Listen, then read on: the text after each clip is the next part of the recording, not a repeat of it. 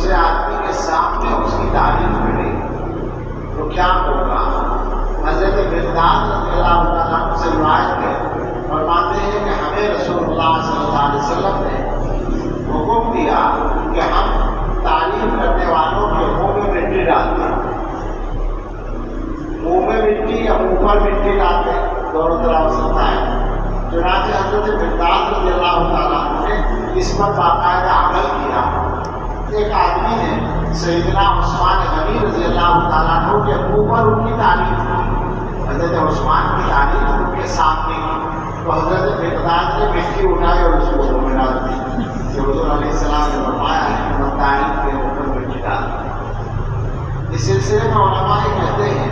کہ یہ جو منہ پر تعریف کرنے والے کے لیے لفظ بولا گیا ہے، اصل میں اس سے مراد ہے وہ لوگ جو خلاف واقعہ تعریف کریں اور بے وجہ تعریف کریں، یا وجہ تو ہو مگر وجہ کیا ہو؟ پیسے لینا، مخاطب کی تعریف کر کے اس سے کچھ اینٹنا، کچھ کمانا، یعنی گویا پوری غلط مقصد کے لیے تعریف کریں، ایسے لوگوں کی برائی کی گئی۔ ورنہ معاملہ یہ ہے کہ خود رسول اللہ صلی اللہ تعالیٰ علیہ وسلم سے ثابت ہے لوگوں کے منہ پر ان کی آپ نے تعریف کی ہے۔ وہ حدیث آ چکی ہے، عہد پر بیٹھے تھے، اتنے لگا تو آپ نے فرمایا کہ بھائی ٹھہر جا، تیرے اوپر نبی ہے، صدیق ہے، شہید ہے۔ وہ صدیق اور شہید تو میں بیٹھے تھے، ان کی تعریف ہی ہوتی، اور حضور علیہ السلام تو فرماتے ہیں ابو بکر فی الجنہ، عمر فی الجنہ، عثمان فی الجنہ، وہ اکثر وہی موجود تھے۔ اسی طرح سے ابو بکر صدیق کی جو فضائل ہے، عثمان غنی کے حوالے، عمر فاروق کے، علی مرتضیٰ کے، تو ان میں یہ قید نہیں ہے کہ ان کے پیچھے ہی کہا ہوگا، آپ نے سامنے بھی آپ صلی اللہ علیہ وسلم نے تعریف کی ہے۔ اس کا مطلب یہ ہے کہ سامنے تعریف بالکل درست ہے کرنا۔ علماء کہتے ہیں کہ جہاں پر کسی آدمی کے بارے میں یہ اندیشہ ہو کہ وہ تکبر میں مبتلا ہو جائے گا، وہاں تو سامنے تعریف کرنا جائز نہیں ہوگا۔ لیکن اگر یہ اطمینان ہے کہ وہ غلط فہمی میں مبتلا نہیں ہوگا اور تعریف کرنے میں کوئی فائدہ ہے، مثلا فائدہ یہ ہے کہ لوگوں کو پتہ لگ جائے کہ ایک ایسا آدمی ہے، تم اس سے فائدہ اٹھاؤ، یا اس صفت کی تعریف ہو جائے تاکہ دوسرے لوگ بھی اپنے اندر وہ صفت پیدا کریں، اس مقصد کے لیے اگر کسی کی تعریف کی جائے تو اس میں کوئی حرج نہیں ہے۔ اور اگر ایسا اندیشہ ہو کہ آج جناب جو ہے وہ خوش فہمی کا شکار ہو جائیں گے، جیسا کہ ہم میں سے اکثریت کا حال ہے، یعنی ہمارے جلسوں میں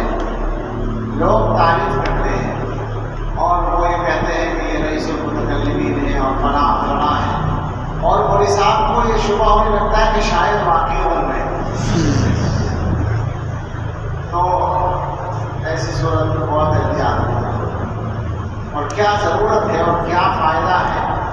آپ چاہے جتنے لمبے چوڑے الفاظ لگا کر مقرر کو پیش کریں، فائدہ اتنا ہوگا جتنا مقرر کے دل کے اندر طاقت ہوگی اور اخلاص ہوگا، بس سننے والوں کو اتنا فائدہ ہوگا۔ ورنہ ہم نے بڑے بڑے جلسوں کو بیکار منعقد ہوتے دیکھا ہے، ہزاروں کے مجمع ہوتے ہیں اور صبح کی نماز مجمع میں سے اکثر لوگوں کی قضا ہوتی ہے، جس جلسے کی وجہ سے نماز قضا ہو جلسہ مفید بیکار ہے۔